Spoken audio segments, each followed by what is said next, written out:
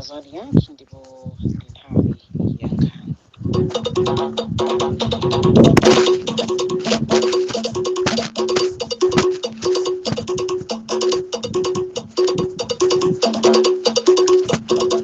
Uno ndi ku Zodiac Broadcasting Station ZBS. Ndi nthawi ya nkhani zathu mchichewa. Okubatsirani nkhani zimwa uno ndine Owen Lupeska poyamba na mitu yake. Unduna wa zamaphunziro wasinthanso ganizo pa tsiku lotsekulira sukulu kubwezeretsa tsiku lakale la 22 Septemba. Lero bunge la MEC likuyembekezeka kuyamba ntchito yotumiza kalata zoponyera voti ku malo onse oponyera voti. Bunge loyang'anira ntchito za mabungwe omwe si aboma la Angola ladandaula zakuchuluka kwa mabungwewa omwe satsatira malamulo mdziko lino. Mzamasero matimu a Silver Strikers ndi Mighty Wanderers akhala matimu oyamba kufika ya quarter finals mu chikho cha FDH Bank. Sabanomverani nkhanizi mwatsatanetsatane. Usiku wathawu unduna wa zamaphunziro wasinthanso ganizo pa tsiku lotsekulira sukulu kubwezeretsa tsiku lakale 22 Septemba. Izi zikudza undunawu dzulo utasintha tsiku lotsekulira kuchoka pa 22 Septemba kufika pa 15 Septemba alipopereka mpata kwa ophunzira omwe analembetsa pa chisankho ku sukulu kuti adzathe kuponya voti. Koma pomwe nthawi imayandikira kufika 12 koloko usiku, mneneri wa undunawu a Chris Kabachikabanda wapereka ku Zodiac kalata yatsopano yosonyeza kuti tsiku lotsekulira sukulu libwerera ku 22 Septemba. Izi zachitika anthu atadandaula kwambiri Septemba kudzera pa masamba a mchezo pa internet. Tinayankhula ndi Kabachikabanda kuti timve chomwe chachititsa kusintha kwachiwiriku. Unduna wakuiza ganizo lake limene unachita poyamba kuti skulu zisinthe katsikulire kuti zisakule pa 15. Patsopano zasintha tabwerera 22 Septemba ngati tsiku lotsekulira skulu. Anthu mwina kumafunsa kuti chifukwa chani mwasintha ganizoli?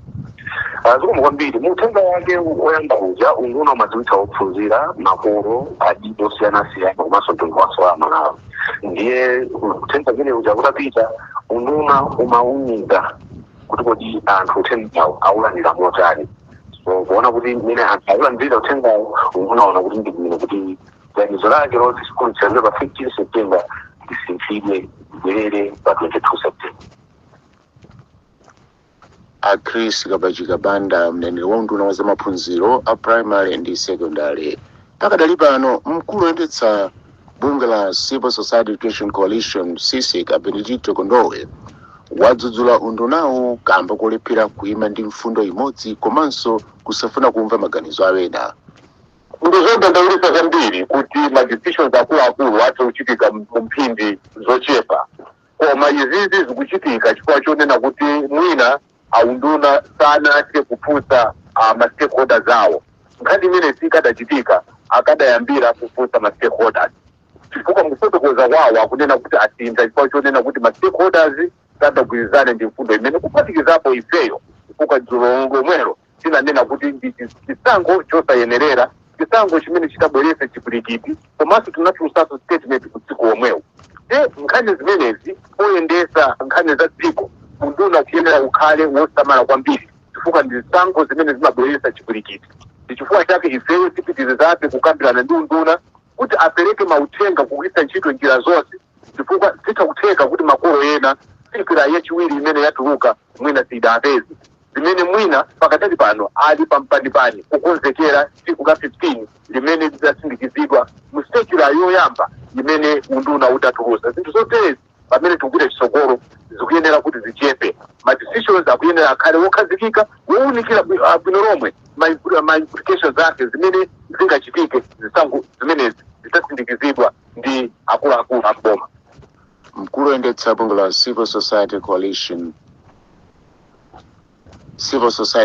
Coalition CSEC a Benedicto Kondowe. Bunge loyendetsa zisankho la Malawi Electoral Commission NEC lelo layamba ntchito yotumiza kalata zoponyera voti ku malo onse oponyera voti. Wapampando wa bungweri Justice Annabel Mtalimanja walengeza izi usiku wathawu pa msonkhano wa atolankhani ku Lilongwe, pomwe wati kalata zoponyera voti zafika kale madera onse oyenera. Iwo auza zipani za ndale komanso ena omwe akupikisana pa chisankho cha pa 16 Septemba kuti atumize nthumwi zawo kuti zikachitire umboni ndondomekoyi. Kenford Mdima walemba ripoti. Wapampando wa bungwe la MEC Annabel Mtalimanja wavomereza kuti ntchito yotumiza kalata zoponyera voti inakhudzika ndi kuonongeka kwa galimoto zonyamula kalatazi, koma wati pofika pa 11 Septemba kalata zizafika m'madera onse oyenera. Iwo ati lero MEC ikuyamba kutumiza kalatazi kuti zipite ku malo oponyera voti patsogolo pa chisankho cha pa 16 Septemba. Mtalimanja auza zipani za ndale komanso anthu omwe akupikisana pa chisankhochi kuti atumize nthumwi zawo zoti zichitire umboni dongosololi, koma ati nthumwizi zikuyenera kuti zisunge nthawi ponena kuti izi ziyamba 9 koloko mmawa. Iwo atinso ogwira ntchito ku bungweri, nthumwi za chipani komanso nthumwi za opikisana pa chisankho ndi achitetezo omwe akugwira ntchito za chisankho ndi magulu okhawo alololedwa kuponya voti m'malo omwe sanalembetsere mkaundula wa chisankho. Koma wapampando wa MEC wati anthuwa akuyenera kupeza chilolezo ku ofesi za DC kuyambira pa 12 mpaka pa 15 Septemba kuti akhale ndi mwayi oponya voti kumalo omwe sanalembetsere mkaundulayo. Pa 16 Septemba amalawi akhala ndi mwayi osankha mtsogoleri wa dziko, aphungu a nyumba ya malamulo komanso makhansala. M'malo mwa Zodiac, ndine Kenford Mdima. Chipani cha Odya Zaka alibe mlandu chakhazikitsa mfundo zake za chitukuko manifesto pokonzekera chisankho cha Sabata yamawa. Chikudzachi ndi lonjezo loti chidzakonzanso zinthu. Mtsogoleri wa chipanichi Dr. Michael Usi wati manifestowa alunjika pofuna kukonza ntchito za ulimi, za umoyo, maphunziro komanso za chuma. Iwo alankhula izi dzulo pokhazikitsa ndondomekozi kwa mfumu yayikulu Likoswe mboma la Chiradzulu. Dr. Usi akufotokoza. Izi zimene tabweretsa kunoko sizili ngati buku limene lalembedwa kuti lipite kwa Profesa Kalichonge kapena kulemba za chizungu kuti nazimva ziva kukoma makutu. Izi ndi za anthu kuti anthu amve koma apanga chake. Kodi zimene akuli nazo ndi mavuto aife zikugwirizana, chifukwa tikamanena kuti ndondomeko za boma ndi ndondomeko za anthu akumudzi opanda mayina, si ndondomeko za anthu olemera. Ndiye nkufika kuti anthu adziwe kuti muli chani, kosati bangowerengera mchizungu azi muli chani umo saziziwa aziziwe. Nde ziti zikulu zimene zili mmenewo tikunena monga ngati za ulimi zinkhani ya chakudya singanoti zikambirana iya. Akamuzu anayika ADMAC imapereka zipangizo mapitereza mwangongole ndikumagula anthu zinthu zawo. Njala ikakalapo chimanga amakagulisa anthu pa mtengo wabwino. Lero zonsezo zinasiyika alipo ndi mavenda akupweteka anthu. Zimene zonso zimene tikunena kuti tizichose. Komanso tikuyang'ana munthu akadwala, ambiri akadwala kupita kuchipatala mankhwala palibe, kakuleni kwakuti munthuyo alibe ndi chakudya chomwe mankhwalaso alibe. Ndiye tifuna kuti mankhwala tikamati chipatala amene akudziwa kufika kwa chipatala ndi amene wadwala kapena amene ali ndi m'bale wace amene wadwala. Ife amene tili kumipando tikadwala timatenga ndege kupita kunja, komwe anzathu ambiri amangozifera. Tikuyang'ana nkhani ya maphunziro za umbanda. Maphunziro ana aphunzire ku sukulu momveka, maphunziro ayang'aniridwe aku primary secondary, akamaphunzisa samalimbanenso kumaganga maganizo za ngongole yakatapira iyayi. Dr. Michael Usi, mtsogoleri wa chipani cha Odya Zake, alibe mlandu. Ofesi ya mkulu woona zakalembera wa zipani yati zipani za Malawi Congress MCP ndi Democratic Progressive DPP zalephera kupereka malipoti okhudza ndalama zomwe zinalandira kuchokera ku boma. Mkulu wa ofesi iyi Dr. Kizito Tenthani watsimikiza za izi pomwe wati zipani izi zinalandira 862 million kwacha kuchokera mchaka cha 2019 kufikira 2024, koma sizinaperekebe momwe zagwiritsira ntchito ndalamazi.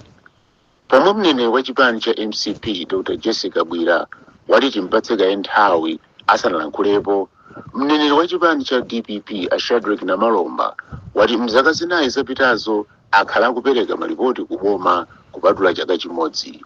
Franklin Mtambalika walemba ripoti lomwe akuwerenga Alex Banda. Mkulu wa ofesi yoona zakalembera wa zipani Dr. Kizito Tenthani wati kuyambira mchaka cha 2019 kufika 2024 chipani cha DPP chinalandira ndalama zokwana 432 million kwacha, ndipo chipani cha MCP chinalandira 430 million kwacha kudzera ku nyumba ya malamulo. Dr. Tenthani ati malingana ndi malamulo oyendetsera zipanizi zimayenera kupereka ripoti lomaliza lokhudza ndalamazi m'masiku 21 tsiku lopanya chisankho lisanafike.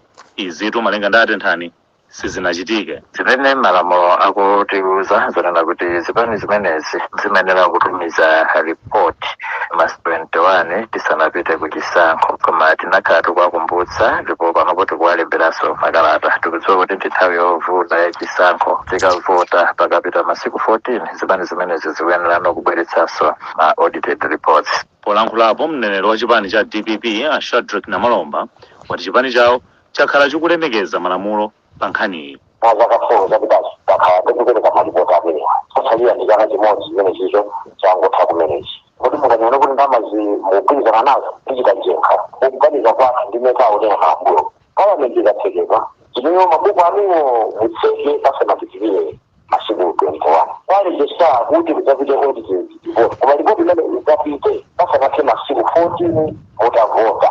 Ndipo kumbali yake mneneri wa chipani cha MCP Dr. Jesse Kabwira wati afunse kaya akuluakulu a chipanichi za nkhaniyi asanatherepo mulomo. Tingofunsa kwa adindo amene amayang'ana zimenezi kuti tidziwe kuti kwafikadi zingati sinkhani yoti ndingati kungoyankha koma ndikayang'ana. Koma ndimafuna ndinenese kuti monga chipani chachikulu tidziwa kuti tikuyenera kumaonetsa dziko lino talandira chani ndipo tachigwiritsa ntchito motani. Zipani ziwirizi zakhala zikulandira ndalama kuchokera ku boma chifukwa ndi zokhazo zomwe zinapeza chiwerengero cha aphungu ambiri mnyumba ya malamulo pa chisankho cha 2019.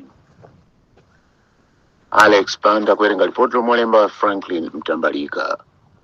Jaji Chimbizgani Kacheche wakana pempho la zipani za DPP UTM ndi anthu ena asanu kuti pakhale kuwunikira kwapadera zipangizo ndi makina abungwe la MEC pomwe dziko lino likukonzekera chisankho sabata yamawa.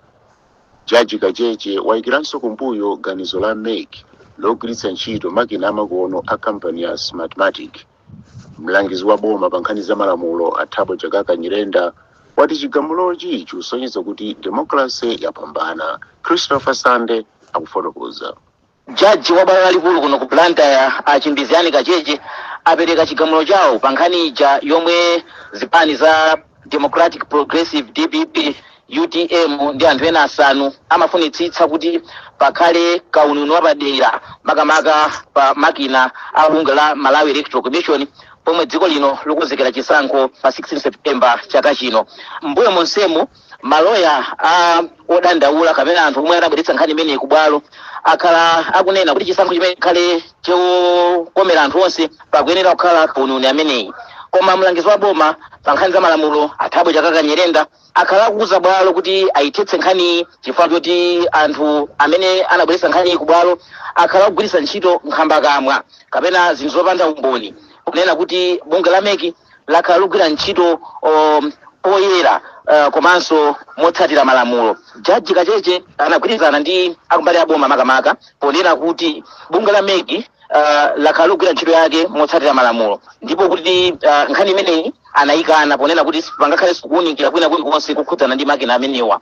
Komabe jaji anafotokoza kuti ndondomeko yopititsa zotsatira za chisankho zikuyenera kutengera zinthu zomwe zaonkhesera papepala kuti aliyense athe kumaona kuti kudera lakuti anthu avota motere ndipo zotsatira zimenezi zidzipita ku malo oyenerera pogwiritsa ntchito pepala zimenezi. Izi zidasangalatsa kwambiri a Bob Chinkango omwe anali mmodzi wa maloya oyimirira anthu omwe anapititsa nkhani imeneyi ku bwalo. Mlangizi wa boma pa nkhani za malamulo Athabo Chakaka Nyirenda ananena kuti chigamulo chimenechi chikusonyeza kuti nkhani za demokrasi ndi ulamuliro okomera anthu onse ndi zimene zapambana makamaka potengera ndi chigamulo chimenechi. Christopher Sande mukumvera nkhani pano pa Zodiac ndipo mawu muli ndi ine Owen Lupeska. Tisanapitirire tentionenso mitu yake. Bungwe loyang'anira ntchito za mabungwe omwe si aboma la Ngora ladandaula za kuchuluka kwa mabungwewa omwe satsatira malamulo mdziko lino. Unduna wa zamaphunziro wasinthanso ganizo pa tsiku lotsekulira sukulu kubwezeretsa tsiku lakale 22 Septemba. Lero bungwe la MEC likuyembekezeka kuyamba ntchito yotumiza kalata zoponyera voti ku malo onse oponyera voti. Mzamasero matimu a Silver Strikers ndi Mighty Wanderers akhala matimu oyamba kufika mndime ya quarter finals mu chikho cha FDH Bank. Tipirire ndi nkhanizi. Bungwe loyang'anira ntchito za mabungwe omwe si aboma la Ngora lati ndi lokhumudwa ndi kuchuluka kwa mabungwe omwe satsatira malamulo mdziko lino, maga posakhala ndi ziphaso zogwirira ntchito zomwe ati zitha kukolezeranso mchitidwe wa mabungwe ena ochita katangale. Mkulu woona za kalembera ku bungweli Athokozani Chibwana wafotokoza nkhawazi pamene wati mabungwe okwana 157 alibe ziphaso zogwirira ntchito mdziko lino. Pakadali pano bungwe la Center for Social Accountability and Transparency CSAT lati mabungwe omwe sakudziwika ndi boma akuyika pa chiopsezo chitetezo cha dziko. Chisomo Chingwalu ali ndi ripoti.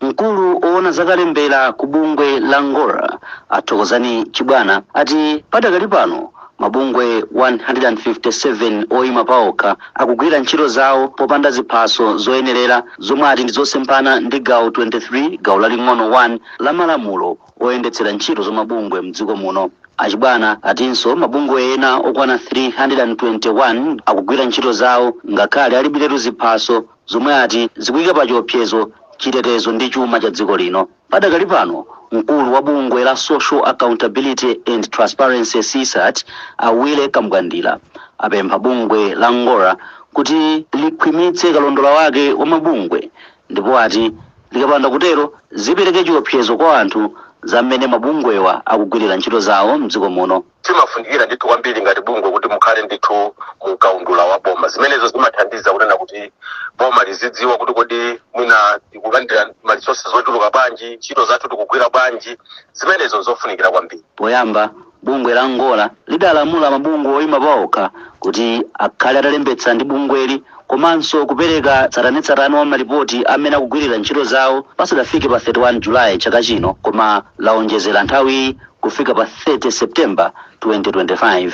Malo mwa Zodiac kuno ku Lilongwe ndine Chisomo Chingwalu. Bungwe la Makra lati lapeza sukulu za sekondari zinayi mboma la Kasungu komwe amange zipinda zophunzira phunziro la kompyuta mgawo lachiwiri la ntchito yomanga zipindazi yomwe akuyitcha Connect a School. Polankhula pokhazikitsa ntchitoyi pa sukulu ya Chilanga mboma la Kasungu, mmodzi wa akuluakulu ku Makra Limba Chapomba wati sukulu iliyonse amanga chipinda chophunzirira mphunziroli kupereka makompyuta 20 komanso kwa zaka zitatu ophunzira ndi anthu okhala mozungulira sukuluzi adzalandira intaneti yaulere. Ntchitoyi ayigwira pa sukulu ya sekondari za Chilanga, Chulu, Linyangwa komanso Mkanakhoti. Zambiri mu ripoti la Wilson Alan Phiri lomwe akuwerenga Winston Kalimira. Polankhula pokhazikitsa ntchitoyi pa sukulu ya sekondari yoyendera la Chilanga mboma la Kasungu, mmodzi mwa akuluakulu a bungwe la Makra Alimbani Chapomba wati boma likumanga zipindazi pofuna kuthandiza anthu kuti atukuke pogwiritsa ntchito luso la makono. Iwo ati kupatula kuti ntchito ipindulira ophunzira, anthu okhala m'madera ozungulira adzikhala ndi mwayi ogwiritsa ntchito intaneti mwa zina.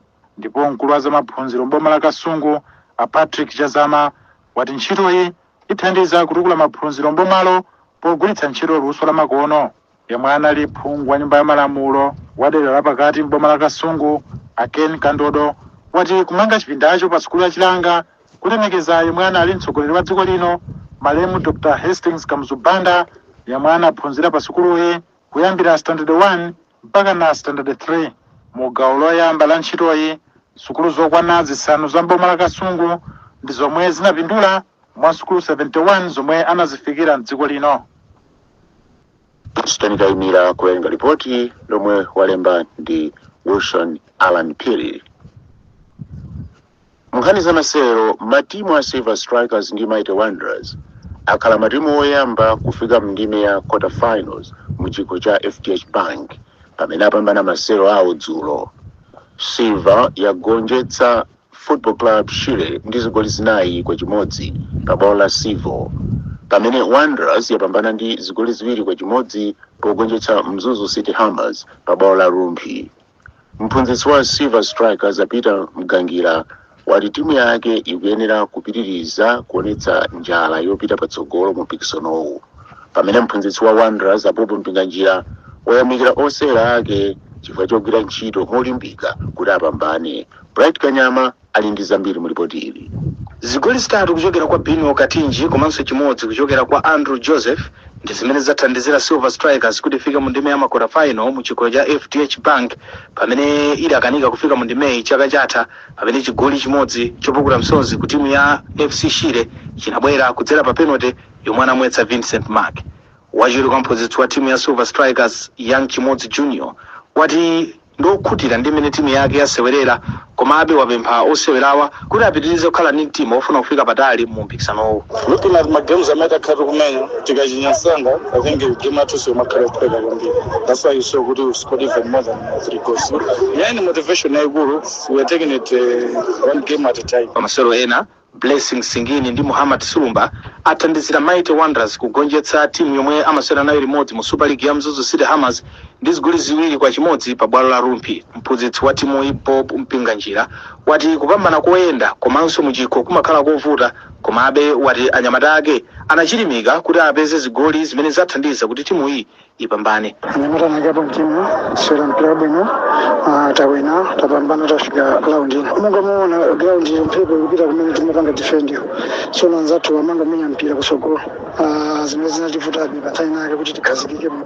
Matimu awiri wa Silver Strikers komanso Mighty Wanderers akukonzekera kusewera mu mipikisano ya muno mu Africa CAF Champions League komanso Confederation Cup, pamene Silver Strikers ikuyembekezeka kumana ndi Ejeko Plus ya ku Madagascar, pamene Wanderers isewera ndi Jwaneng Galaxy ya ku Botswana.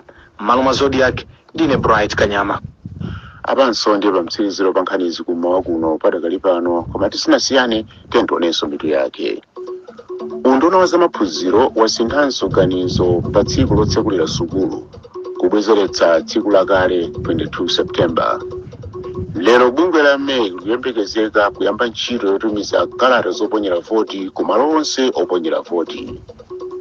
Bungwe loyang'anira ntchito za mabungwe omwe si aboma la Angola ladandaula za kuchuluka kwa mabungwewa omwe satsatira malamulo m'dziko lino. Mzamasero matimu a Silver Strikers ndi Mighty Wanderers akhala matimu oyamba kufika mndime ya quarter finals mchikho cha FDH Bank. Munali ndine Owen Lupeska, mawa bwino. Chotsatira ndi ripoti la zanyengo. Aupatsirani zanyengo ndi amazi bwenzi losaona nyengo. Mauno kuidzuwa komanso kwa changululu. Masana madala mbiri tembezera nyengo ya dzuwa ya changululu komanso yotentha. Tipewe kukhalitsa pa dzuwa ndipo tizikumbukira kumwa madzi pafupi. Kwa Nkabu nyengo ifika mpaka pa 23 degrees Celsius, ku Mangochi 22 degrees Celsius, ku Blantyre ndi ku Lilongwe 17 degrees Celsius, pamene ku Mzuzu 14 degrees Celsius. Mphepo ikumbachokera chakumvuma, ndipo pofika mawa tiyembekezere nyengo ya dzuwa komanso yotentha. Dzuwa likuyembekezeka kulowa 20 minutes to 6 ku Mzuzu ndi ku Lilongwe, pamene ku Blantyre dzuwa lilowa 25 minutes to 6. Zanyengo kuchokera ku nthambi yoona zanyengo ndi kusintha kwa nyengo mdziko muno mzomwezi. Nani ndine Dave Tisungane Majawa, mawa bwino. Amakupatsirani